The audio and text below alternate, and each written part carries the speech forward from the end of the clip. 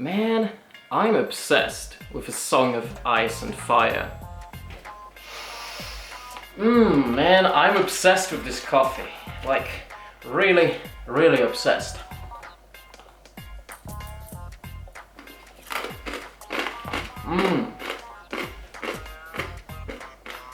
No, that's what I call a coffee, man.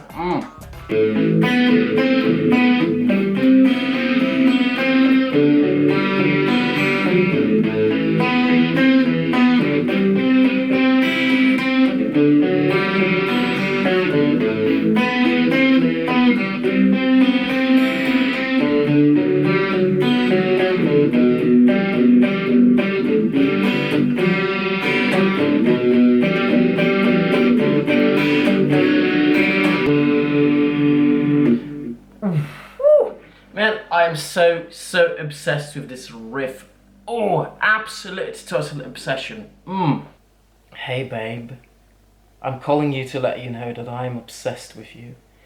I think about you all the time. You're always on my mind.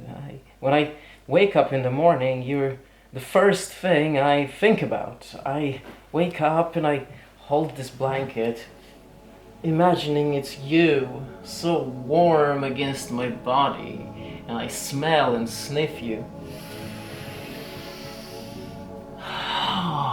I think about you when I eat. I think about you when I drink. I think about you when I'm on the toilet, and when I'm going to sleep and I'm in bed all by myself. I run my hands through my body, imagining it is you touching me. But yeah, I know you're a spider. Oh, you're not interested, huh? Oh, I'm a creep. You know, you're a spider. Statistically, more people are creeped out by you than me. Screw me. You wish. Screw me. Screw you. I wish they'll end up with an abusive, toxic prick that doesn't respect them.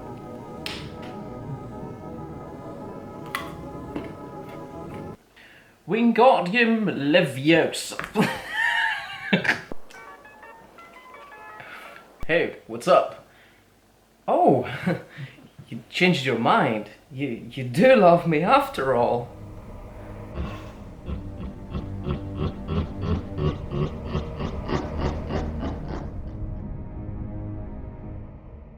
Greetings and salutations, my friend.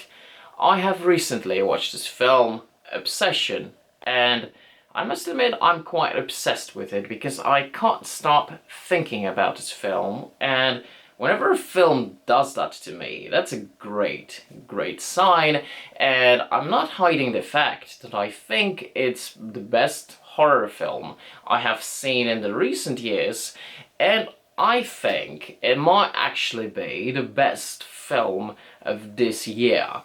Or technically the previous year, because the first time the film premiered was at a festival in 2025, but most of us have seen it for the first time in 2026. And while the point of this video isn't really to provide a review, but rather talk about the concepts present in that film, I just have to say it. I think that the actress who played Nikki did an amazing job, and I really hope she gets some kind of award for this, because I think it was probably my favorite performance of this year. But as we know, as far as Academy Awards are concerned, things like that, they always tend to look down on horror and never truly appreciate the genre. That's why I think I shouldn't be having very high hopes for that, unfortunately. But here on this channel I have great appreciation for horror, and what a fantastic experience it was watching it. Now, I think horror is a genre that is absolutely perfect for exploring the darker sides and the aspects of relationships, specifically romantic relationships. From Rosemary's Baby and Possession to masterpieces such as Silent Hill 2. And I think Obsession is a great contribution to that exploration of the dark side and the selfish side of relationships. So without any further ado, let's get into this video, and for that we're going to have to create a little bit of an atmosphere. I noticed that a lot of people are talking about this film, and I have seen some videos on YouTube, and I noticed that people who watch this a lot of the time seem to fall into these two categories. One of them, and I hope this is the lesser one, that fewer people actually fall into this team, are the ones who defend Bear, who think that Bear did absolutely nothing wrong. Actually, the person I watched this film with seemed to have a very different experience from mine, because she was set on thinking that Bear did absolutely nothing wrong because he didn't know that this wish would work and what kind of effect it would have on Nikki, and that he is completely innocent in that. Now, on the other hand, you have the people who demonize Bear, who see him as a villain type of character, and I think there's a lot of reasons to think that that might be the case, and I'm going to get into that later. But I think by completely demonizing it, and I even see people making claims such as this is incel horror, things like that, I think a lot of nuance is missed in the process. So I wish to focus on that nuance, that gray area. So specifically on the fact that I don't think Bear is such a bad guy. And I know some people will get mad just by me saying that, but I also don't think he is innocent, and I don't think he's a good partner. The film starts with this monologue from Bear, which might appear as him confessing his feelings to this woman he likes, Nikki, but he's actually practicing it in front of a waitress. Now, already in this first scene we see something very interesting, because right from the start it lets us into this character's psyche. And I think there are aspects of what he's saying there that I think are actually kind of adorable. On the other hand, some aspects of it I also think come across as creepy. And let's start with what I think is adorable before we get to the creepy part of it. I think that Bear saying or appreciating Nikki for being there for him, supporting him, is actually beautiful in a certain way. I think many of us develop feelings of wanting to be closer with someone who is good to us, who is kind to us, who is supportive, and so on, and Nikki seems to be that type of figure in his life. But it seems that Bear actually has people in his life, such as Sarah and what's his guy friend's name? You know what, I don't remember his name, and I don't think it's the most important thing. What I do think is more important is the creepy aspect of what Bear said in that practiced confession. And that is something in the line of him thinking about Nikki all the time, her always being on his mind. And I think there's a very thin line between that being romantic and it being creepy. Because let's admit it, if someone who we don't have an established romantic relationship with, if they were to tell you, like, I am thinking about you constantly, you know, and not even in like a very, very creepy way, if they just by saying that, we might get what some people call an ick. Just from hearing that, which I think is an absolutely normal reaction. And even as a viewer watching this for the first time, this is exactly the kind of reaction I had. I was just like, oh god, dude, don't say that. Don't say that. And also, you shouldn't even be thinking that, to be honest. But what Bear really admits in this scene is that he's obsessed with her. My impression is not that he genuinely loves her. He's obsessed with her, or at least an idea of her. And from that moment, the title of the film makes perfect sense, because this film isn't really about the obsession Nikki develops for Bear after he breaks the One-Wish Willow.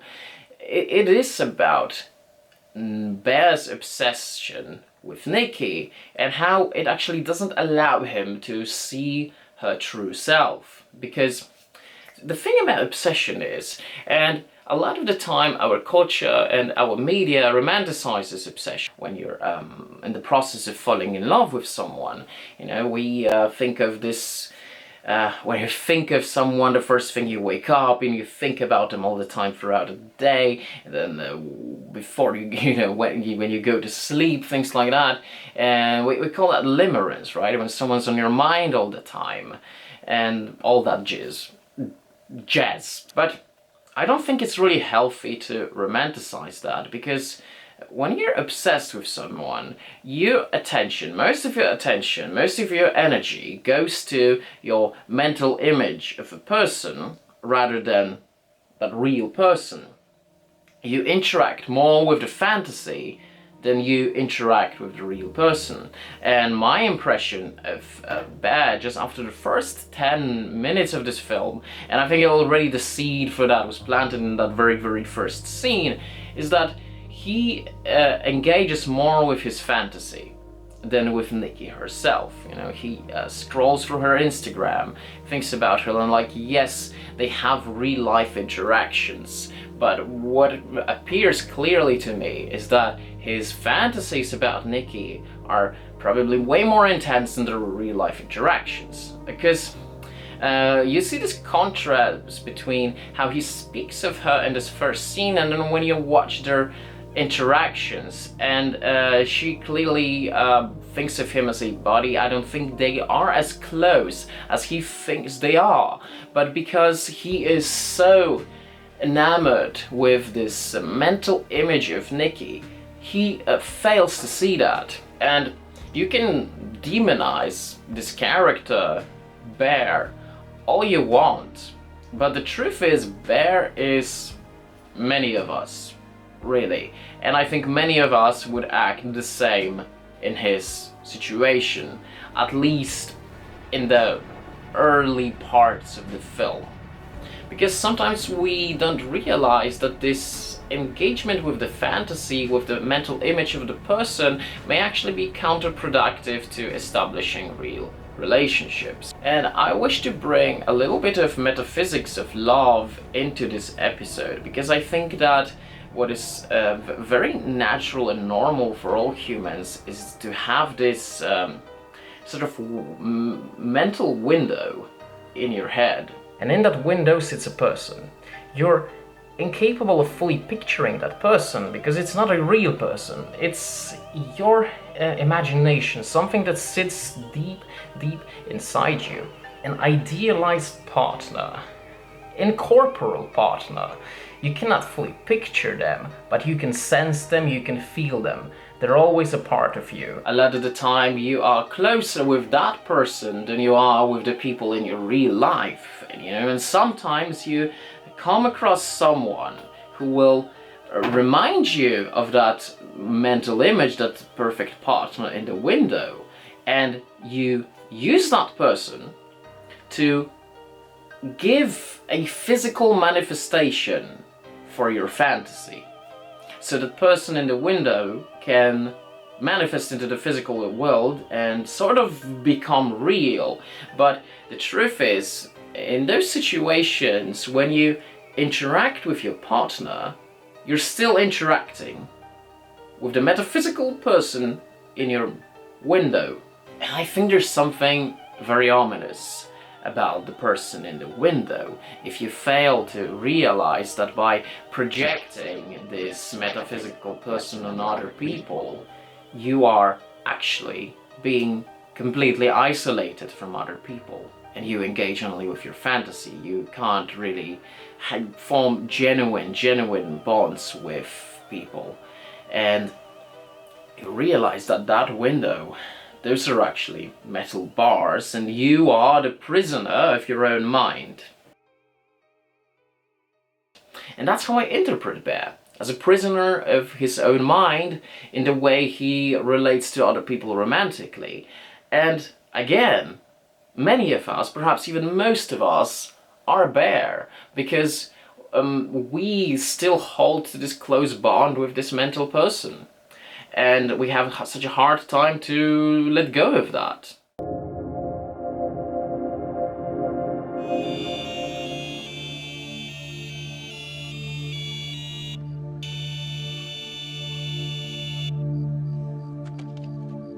I wish Nikki Freeman loved me more than anyone in the world.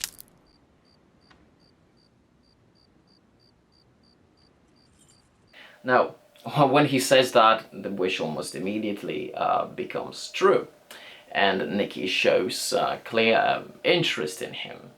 And yes, at this point, I think that Bear had no real way of knowing that this would work, or that this would possibly cause harm to Nikki. But I think that's a very, very surface level of looking at things. Let's try and analyze how Bear handled this situation where Nikki started acting weird and seemed interested in him, whether he actually took advantage of her in that situation or didn't. And I think that throughout this sequence of scenes we see a bit of evidence of both. On one hand, Bear actually seemed concerned that he took advantage of her, and even expressed it to her when he thought that she might have been under the influence of Molly. And so I think that in and of itself is sort of a green flag, because a lot of people wouldn't even bring that up. On the other hand, Bear, even though he suspected something was wrong and even googled whether this One Wish Willow is a real thing, whether it works, and he probably thought, this sounds ridiculous, but what the hell is going on, right?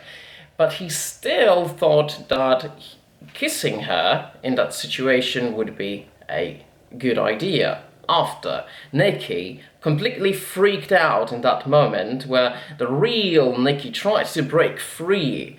What the fuck? What the fuck? What? Oh my god, I'm so sorry. I think that a decent and a reasonable thing to do in that situation would be to stop right there and not to escalate it, and he kinda did that by trying to sleep on the floor instead of actually sleeping with her in the bed. So I think he suspected that something was actually not right. And once Nikki tells him that I'm really sorry, I was on Molly, but I really do like you, right? And of course, he might still ask himself, is it because I made that wish, or is it something else? And of course, for many reasonable people, you wouldn't really believe in such a supernatural thing, right? Because, well, it's really out there, right? So now we have sort of a reasonable explanation for why she acted weird. But now that's over, she still likes you, and you're like, oh, okay, this seems like a plausible explanation. And she says she likes you. She says you didn't take advantage of her and all that jazz. Yeah, I don't think there's anything wrong with that. But let's dig deeper as the situation escalates. Now we have a little montage of them living a happy life together. Apparently that didn't really last very long.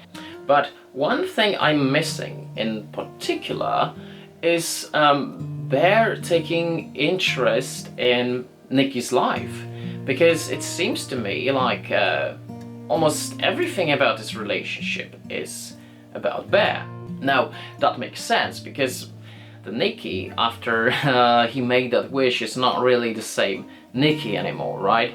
And I think Nikki is a sort of a strong person. She tries to break through the real Nikki on a couple of the occasions in that film, and I'm going to talk about Bear's reactions to that later.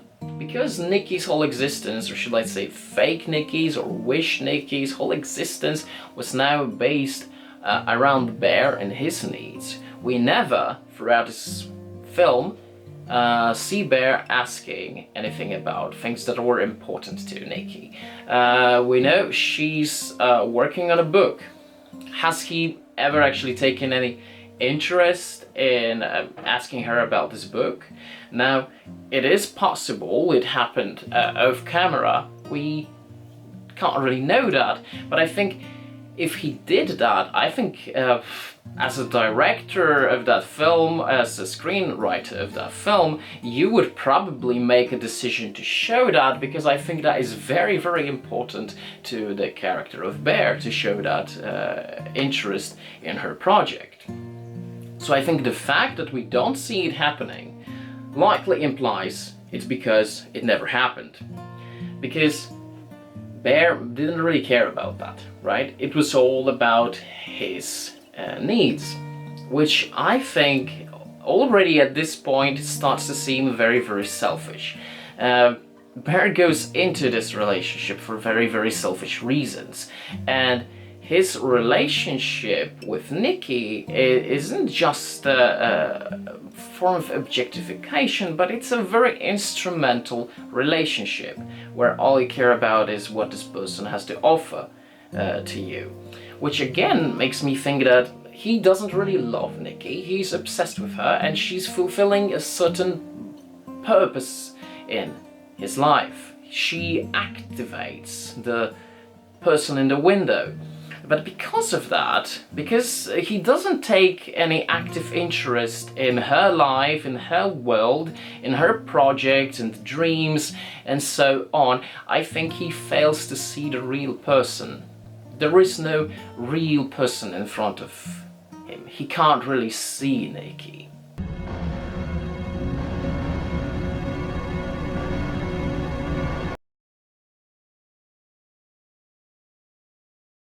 Once we see that selfish side of Bear, it only goes downhill from there.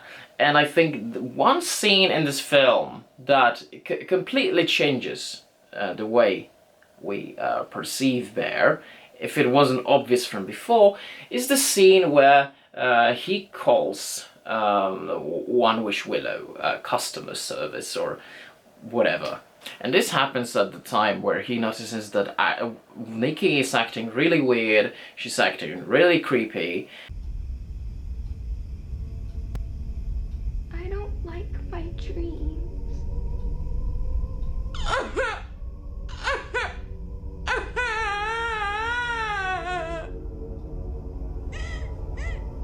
I feel like you don't love me as much as I do. Like it's not mutual. And I think it's partially a combination of the vicious Nikki obsession with him, which is, you could say, crosses some boundaries of both like the personal boundaries, but also boundaries of normal and insanity, combined with the real Nikki's effort to escape. They together form this cocktail where Nikki's just acting really, really weird, and it's really unsettling for Bear, so he calls the customer service, right? And notice that his first thought isn't to cancel the wish. Like, ignore the fact that it's not possible to cancel or alter it, but it's really about what he prioritizes first. He wants to alter it. And the fact that he wants to alter it rather than cancel it gives us a full picture now that it is someone who doesn't really care about Nikki's autonomy, agency, or consent. I was calling to see if there's a way I can alter a wish. Like to cancel your wish? No. It's okay to keep the. I just want to know if I can, like, alter it a little. I'm sorry, we don't really do that. Because the reason he wants to alter the wish has nothing to do with Nikki's consent or autonomy as a person. Because he doesn't really see her as a person. She's purely instrumental for him to give him what he wants. And he wants to alter it because something about the way Nikki acts is inconvenient for him. And it really is a metaphor for a particular type of partner who gets uncomfortable if something you do, the way you act, is inconvenient for him, you know. And for a lot of people, it's when you're going through some sort of distress or mental turmoil, which is exactly what Nikki is going through, the real Nikki tries to break through, right? And then your partner, when that person becomes really uncomfortable for that, because your distress is inconvenient for them, is a short sign of a horrible partner, really. A clear sign you should run away. However, because Nikki's autonomy to do that has been stripped away from her, she is not capable of running away. She fights in her own way, tries to break free, and when during that call, when the customer service guy asks him if you want to hear from Nikki, we hear her screams, right? Like she's in some sort of agony. She's going through hell. You want to talk to her? Who is that? Do you want to speak to her? Now, the fact that I think this whole relationship dynamic is really a metaphor for a really bad partner who's inconvenient by your feelings is the way he also continues to talk to Nikki later on, where he's just like, everything was fine, why can't you act normal? Right? So he doesn't care about Nikki's state of mind, and even at the time, during the party, when she says, "That's not me," and tries to escape and hits her head with the bottle and tries to bleed, if you look at Bear, he looks more embarrassed than concerned.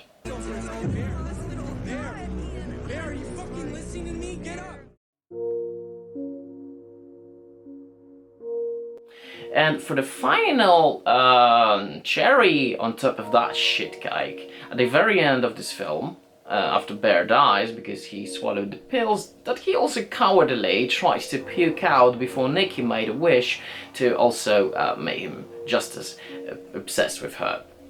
And I think a lot of people would say that, oh, yeah, he was so cowardly in that scene, and I know I also used that word previously. I'm sorry, I apologize for that. But honestly, I think this is again a situation where many of us would probably act the same way. It's not easy to end it all, really. Like, it's easy for us to talk about it. I'm like, oh yeah, of course he's a coward, right? But I think many of us would do the same. In his situation, to be completely honest. And sometimes I wonder, what was his intention really? Like, was it really to help Nikki break free? Or was it really to escape his own inconvenience? And I think if that was the case, he would probably try to get rid of Nikki in some other way. But I think he at some point realized that he's the one who fucked up. And I think the turning point for that was Sarah's death. That was the point where Nikki was no longer an inconvenience, but a genuine threat. And he realizes that this is actually the threat he created. So I think perhaps we are actually seeing some kind of redemption at the end, where he tries to do the right thing. And at that point, my interpretation is that this is actually the point where he doesn't do that for selfish reasons. But it took something really tragic to make that happen. But before that, I don't think he ever actually genuinely cared about Nikki. Which, well, says a lot about him. But we still see a kind of a redemption. And the question is it redemption he deserves? Well, I don't think there's a clear answer for that. One thing I always tend to say, it's always better to fix things later than never, right?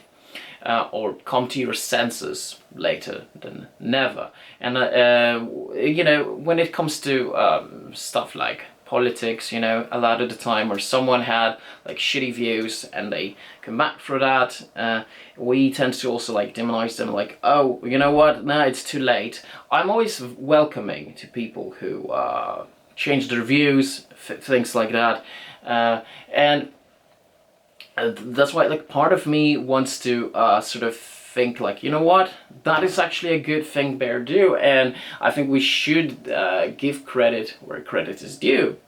However, still, if you think about it, even by him dying and Nikki breaking free, he absolutely ruined her life. She killed 2 people. Police might even think she's responsible for Bear's death.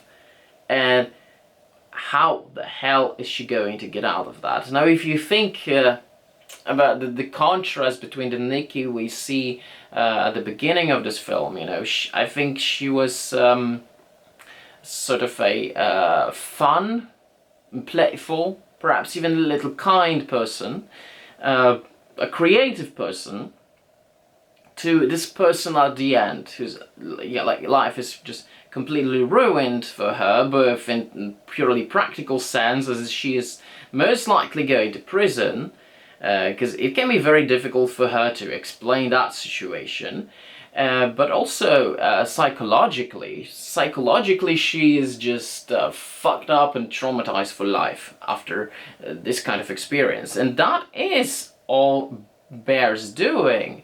And I think when you take a look at Nikki from the beginning and the end of this film, it's a clear contrast, but even in the in-between stage, when she is under control of the wish, you also see this clear contrast between this genuine Nikki and this just stripped down Nikki who exists just for one purpose. That's why, yes, I think there are many good reasons to think that Bear doesn't deserve redemption. From a purely utilitarian perspective, he contributed to Nikki's life in largely harmful ways.